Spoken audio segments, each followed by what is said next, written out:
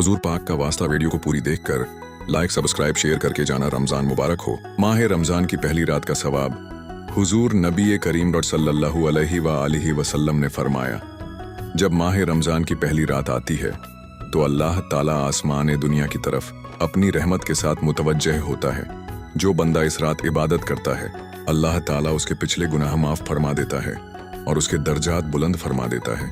पहले दिन की दुआ, अल्लाहुम्मा इजअल सियामी फीही सियाम अस्साइमीन व क़ियामी फीही क़ियाम अल-क़ाइमीन व नब्बिहनी फीही अन नौमतिल गाफ़िलीन व हब ली जुर्मी फीही या इलाहल आलमीन वाफ़ु अन्नी या आफ़ियन अनिल मुजरिमीन।